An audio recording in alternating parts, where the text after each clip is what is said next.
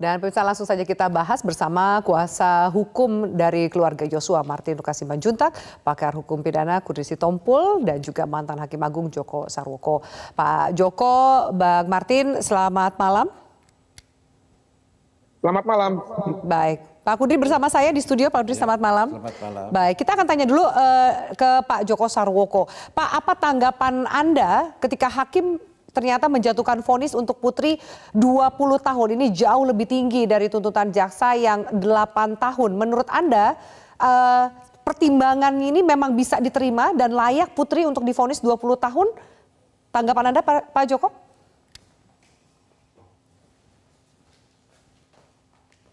Pak Joko, bisa Anda nyalakan audionya, Pak Joko?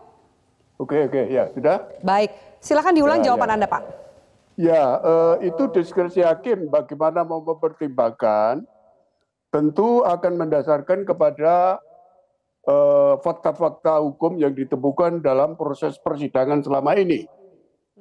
Yang tentu sudah disiapkan berita acaranya secara lengkap dan rekaman-rekamannya proses persidangan itu.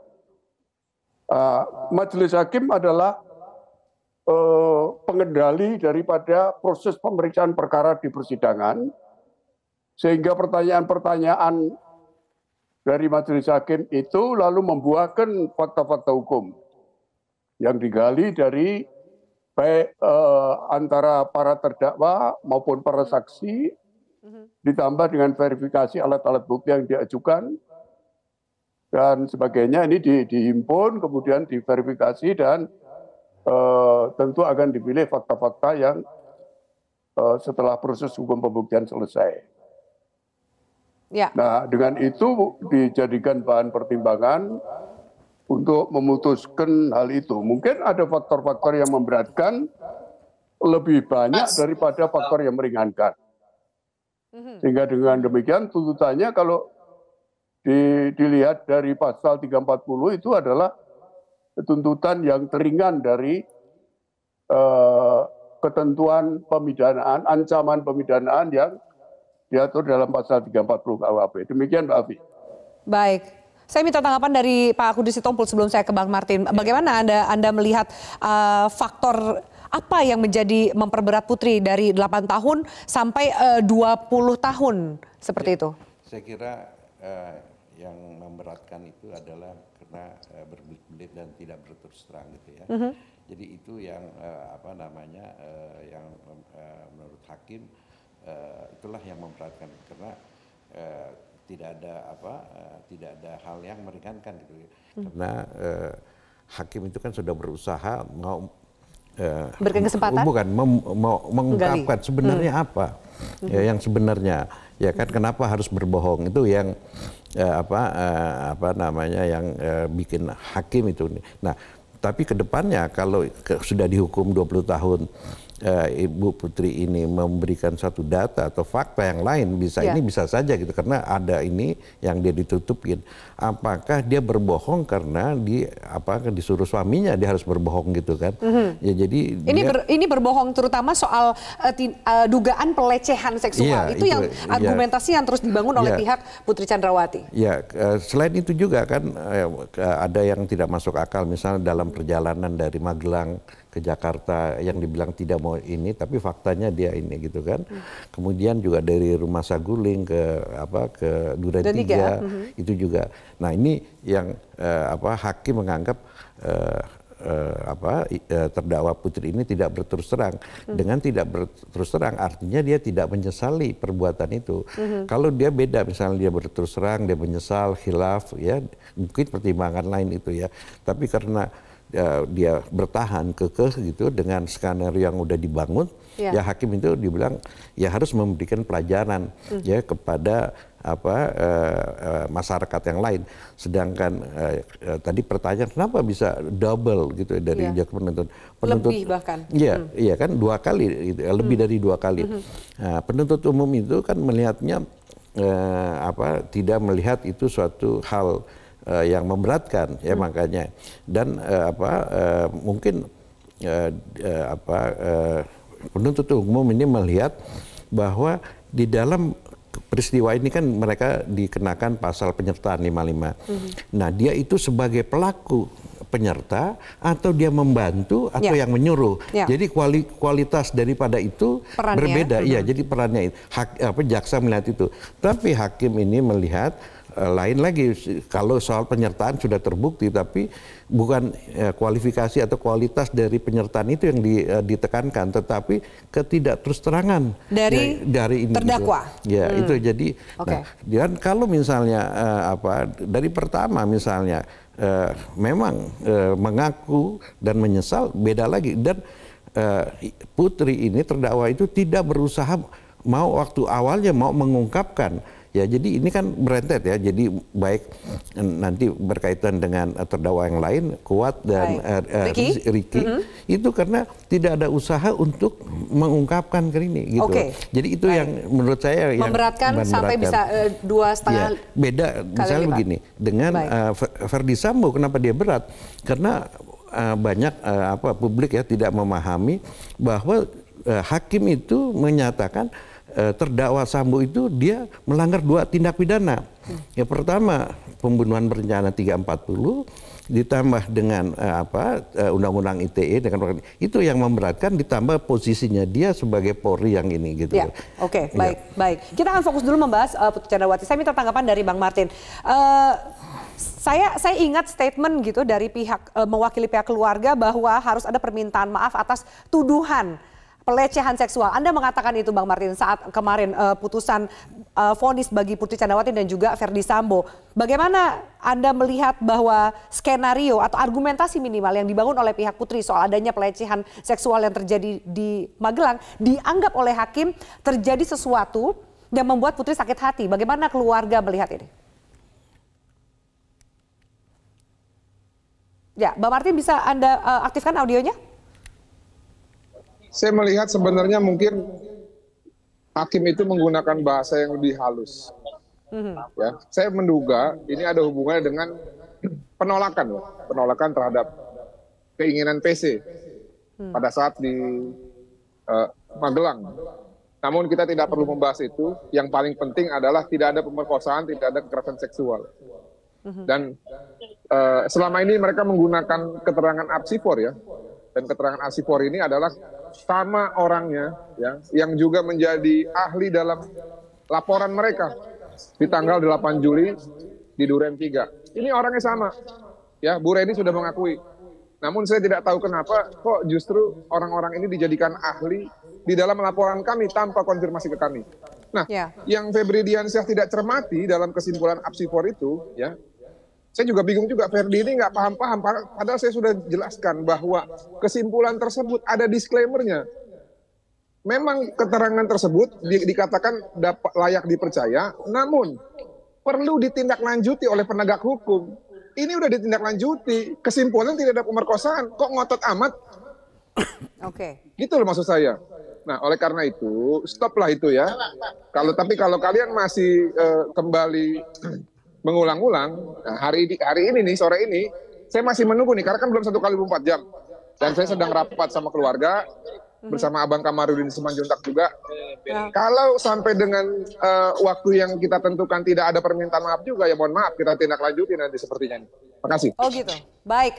Saya akan ke Pak Joko kembali. Pak, apa Anda setuju dengan statement tadi kuasa hukum dari pihak keluarga Yosua soal argumentasi pelecehan seksual yang terjadi di Magelang dan hakim mengatakan bahwa tidak terbukti seperti itu, tidak terbukti, namun ada sesuatu yang menyebabkan PC sakit hati. Apakah hakim dengan kalimat tersebut sebenarnya juga ingin mengatakan ada sesuatu atau bagaimana membaca bahasa dari statement yang disampaikan oleh hakim, Pak Joko, terutama soal benar tidaknya terjadi pelecehan seksual di Magelang? Ya, itu menurut saya harus dipersepsikan bahwa tidak ada bukti-bukti yang mendukung tentang apa yang disampaikan oleh PC.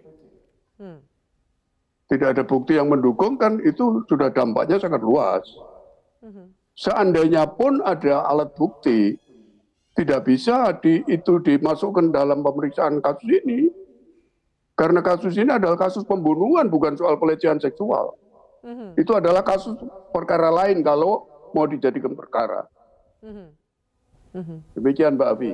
Pak Joko, tapi kuasa hukum PC tetap bersikukuh hakim mengesampingkan fakta bahwa PC adalah korban pelecehan seksual sesuai dengan keterangan ahli psikologi forensik. Bagaimana tanggapan Anda? Apakah memang hakim mengesampingkan, disebutkan juga oleh perwakilan dari kuasa hukum bahwa baik di vonis Ferdy Sambo maupun Putri Candrawati, hakim sudah memiliki asumsinya sendiri. Apakah Anda melihat itu?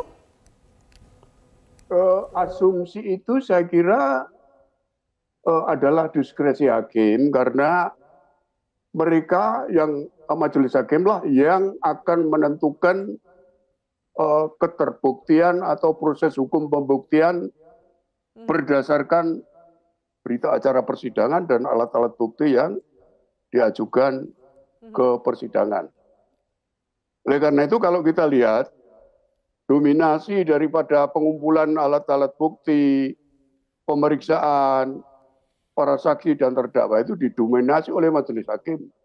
Porsinya lebih banyak daripada kesempatan atau peluang yang diberikan kepada penasihat hukum terdakwa maupun kepada penuntut umum. Yang di porsi ini nanti ketika dijalankan oleh penuntut umum dan penasihat hukum akan menambah kemungkinan akan menambah kekayaan dari majelis hakim dalam rangka menyusun dan merangkaikan pertimbangan hukum dari kasus perkara ini. Oke, baik. Apakah itu penasihat hukum menyetujui atau tidak, itu saya kira biasa dan itu nanti ada jalannya sendiri, ada instrumen hukum sendiri yang perlu dilakukan oleh penasihat hukum terdakwa. Demikian Mbak Abi. Baik, Bapak-Bapak kita harus jeda. Nanti kita akan bahas usai jeda berikut ini. Kemarin sempat viral, bahkan kemudian ramai menjadi pembahasan. Ada skenario gerakan bawah tanah untuk memperingan vonis Sambo dan Putri. Apa tanggapan dari para narasumber masing-masing melihat bahwa vonis mereka ternyata diperberat? Kita bahas sesaat lagi. Tetaplah bersama kami di Prime Time News. Baik, soal ikut serta dan kemudian argumentasi pelecehan seksual. Anda mau menambahkan tadi sebelum kita beralih ke pembahasan yang lain. Bagaimana hakim mendapatkan keyakinan bahwa pelecehan seksual Putri Candrawati tidak terjadi? Ya ini perlu dipahami ya bahwa alat bukti menurut KUHP itu menurut 184 KUHP itu kan ada saksi, ada surat, ahli, keterangan terdakwa dan petunjuk.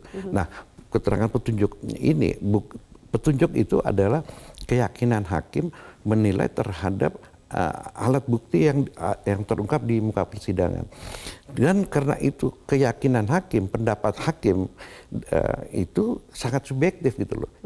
Memang itu undang-undang memberikan kewenangan atau kelebihan daripada hakim itu. Karena hakim itu dia yang berhubungan langsung dengan para pihak yang terdakwa itu. Hakim itu ada indera keenam. Ya, apakah ini orang baik atau bohong itu. Dan itu ya, karena ini memang itu harus ada latihan dan itu kita harus hargain gitu. Nah, karena kemudian mengenai apakah mengenai keterangan ahli ya, hakim itu tidak mempertimbangkan ahli yang diajukan oleh terdakwa atau penasihat hukum. Keterangan ahli itu tidak mengikat hakim. Baik keterangan ahli yang memberatkan maupun yang meringankan, hakim itu bisa mengabaikan dan ini ya itu jadi di sini masalahnya bahwa hakim itu dia mempunyai keyakinan dia sendiri karena alat persesuaian fakta-fakta dengan berjalannya sidang itu membuatkan persepsi terhadap ini. Makanya tanpa sadar hakim itu kan ketahuan ya bahwa sebenarnya hakim itu sebenarnya arahnya kemana. Jadi sebenarnya dari pertanyaan, dari sikap hakim, dari memperlakukan terdakwa, meminta keterangan itu dengan pertanyaan-pertanyaan. Kalau yang jam terbangnya tinggi, arahnya udah ketahuan bahwa sebenarnya hakim ini sudah mempunyai keyakinan sendiri. Dia cuman kalau nanya itu cuman menguji keyakinannya hakim sendiri. Menguji keyakinan dan karena secara prosedural semua saksi yang ada di dalam berkas mesti didengar. Tapi sebenarnya sudah ada persepsi atau keyakinan hakim sendiri. Oke, baik. Pak Joko, bagaimana tanggapan bahwa hari ini salah satu yang meringankan terdakwa Kuatmaruf dan Ricky Rizal adalah karena mereka memiliki tanggungan keluarga. Tapi tidak ada pertimbangan itu bagi Putri Chandrawati dan Ferdy Sambo. Sementara kita tahu mereka juga memiliki anak, bahkan ada anak yang masih kecil. Kenapa kemudian hal itu tidak menjadi faktor yang memperingan hakim? Bisa Anda jelaskan, Pak Joko? Ya, kalau kita lihat dalam proses persidangan kan sejak awal memang PC itu tidak pernah memberikan keterangan yang diminta dan dikejar oleh majelis hakim. Jadi kalau sikap-sikap demikian itu, apakah ada kerjasama apa tidak dengan majelis hakim atau penuntut umum? Dia mungkin hanya ada kerjasama dengan penasihat hukumnya saja. Nah, oleh karena itu tadi yang saya katakan bahwa majelis hakim itu memiliki sumber hasil pemeriksaan dan alat hukum pembuktian yang dilaksanakan itu lebih luas, lebih komprehensif karena memang majelis hakim memiliki posisi sentral di dalam sistem peradilan pidana kita. Oleh karena itu jika ada hal-hal yang tidak disampaikan oleh penuntut umum ataupun oleh penasihat hukum terdakwa, boleh jadi hakim akan mengemukakan hal itu. Karena dia lebih memiliki bahan yang lebih komprehensif dan lengkap. Demikian, Mbak. Baik. Bang Martin, kita tahu bahwa kemarin sempat ramai ada skenario bawah tanah untuk mencoba menegosiasikan. Itu juga sempat di-mention oleh Pak Mahfud MD. Bagaimana keluarga atau termasuk juga Anda melihat setelah ternyata vonis sudah dijatuhkan bahkan jauh diperberat? Apa tanggapan Anda? Bang Martin, audio Anda boleh diaktifkan? Yes. Tanggapan saya yang pertama adalah kami mengucapkan apresiasi yang setinggi-tingginya untuk majelis hakim ya, khususnya pada majelis hakim yang menangani perkara, bahwa mereka independen dan juga profesional dalam mengadili perkara ini, sehingga apa yang kita khawatirkan melalui gerakan bawah tanah itu tidak bisa mempengaruhi putusan hakim. Dan yang kedua, saya melihat ya, mudah-mudahan sih saya salah ya, mudah-mudahan. Siapapun yang membuat video ya seakan-akan ingin mengancam terduga hakim Iman Wahyu Santoso itu berkontribusi besar ya terhadap vonis maksimal yang dijatuhkan oleh hakim kepada Bapak Ferdy Sambo. Saya yakin itu pasti bukan perbuatan Bapak Ferdy Sambo. Lihat bahwa video yang sempat viral itu ternyata memiliki kontribusi besar terhadap vonis yang akhirnya dijatuhkan. Ya saya curiga begitu karena ketika seseorang ya diancam ataupun dalam keadaan yang terancam, biasanya hanya dua pilihan, Mbak Afiani. Yang pertama adalah dia melawan atau kabur. Nah, dalam kesempatan ini, dalam perkara ini, saya menduga apabila itu benar ataupun diduga Bapak Wahyu Iman Santoso, pilihan yang diambil itu menyerang. Baik. Akibat ditekan gitu ya. Baik. Lalu sejauh mana Anda akan mengawal ini? Kita tahu bahwa sampai saat ini belum ada respon dari pihak Putri Chandrawati maupun Ferdy Sambo mengenai langkah hukum yang akan dilakukan. Apakah mereka akan banding atau tidak? Sementara banyak pihak yang mengkhawatirkan, yang khawatir bahwa di proses tingkat lanjut inilah mungkin negosiasi atau hukuman menjadi lebih ringan dari yang vonis yang dijatuhkan oleh PN Jaksel. Apa tanggapan Anda, Bang Martin? Tanggapan kami yang pasti ya, kami akan bersurat ya kepada, kemarin disampaikan oleh rekan kami ya, Bang Kamarudin Simanjuntak, kepada Pengadilan Tinggi untuk mewaspadai ya gerakan-gerakan tersebut dan juga untuk mempertimbangkan seobjektif mungkin supaya jangan sampai ada hal-hal yang di luar dari pemeriksaan ataupun fakta-fakta ataupun bukti yang dijadikan alasan untuk meringankan putusan yang sudah divonis oleh Pengadilan Negeri Jakarta Selatan. Selanjutnya ya kalau ada narasi-narasi miring yang baru lalu mereka sajikan ulang gitu ya, saya pikir kita akan counter argumentasi ataupun narasi tersebut. Oke. Itu saja Mbak Fiani. Baik. Pak Kudri, ini kita melihat bahwa satu sisi memang viral ya pujian terhadap hakim dan vonis yang dijatuhkan. Karena bahkan Pak Mahfud mengatakan ini juga menjawab rasa keadilan publik itu. Tapi kan ini bukan proses terakhir, masih ada pengadilan tinggi, bahkan kemudian naik ke MA. Bagaimana Anda melihat? Jangan-jangan orang masih mengkhawatirkan celah untuk memperingan ada di proses itu. Meskipun untuk maju ke tingkat pengadilan berikutnya adalah hak bagi mereka. Yang pertama yang saya tanggapi mengenai pengaruh ada video sebelum ada putusan mengakibatkan. Menurut pendapat saya sih tidak ya. Hakim itu ya ini kebetulan perkara yang di publik. Banyak perkara yang sendiri hakim juga banyak mendapat tekanan, lobby dan itu. Tapi kalau hakim yang baik dia tidak terpengaruh dari itu. Jadi saya juga kurang yakin ya hakim imam itu memutuskan berat karena itu video tidak. Saya kira tidak. Ya karena itu sih diabaikan saja gitu. Yeah. Tapi melihat bahwa sebenarnya unsur-unsur ini sudah terpenuhi ya dan hal-hal yang memberatkan dan mesti kita lihat siapa yang mau dilindungi. Kan mau dilindungi selain korban. Ini kan institusi polisi juga yang mau dilindungi. Yeah. Supaya pembelajaran bahwa institusi hati-hati hakim itu. Jadi saya lihat ada juga peran itu ya. Terus kedua, bagaimana dengan kelanjutan? Nah, kita tahu ya hakim banding di pengadilan tinggi maupun hakim kasasi di Mahkamah, mereka itu hakim itu tidak langsung berhadapan dengan ini. Nah, memang pengadilan tinggi posisinya sama dengan pengadilan negeri sebagai judek faksi. Artinya dia melihat fakta-fakta dan fakta-fakta itu telah memenuhi unsur-unsur pidana atau tidak. Dan ini ya, tapi mengenai misalnya perbedaan ini itu jarang terjadi karena hakim misalnya dalam satu sisi faktanya dia setuju terhadap pengadilan hakim pengadilan negeri, tetapi mengenai penghukumannya itu dia jarang terjadi. Karena kalau ada hal yang fakta yang berbeda itu yang membuatkan meringankan atau memberatkan. Tapi kalau misalnya hakim tinggi itu setuju terhadap penilaian fakta-fakta itu, biasanya dia bilang dia menguatkan saja. Nah, beda dengan hakim di kasasi.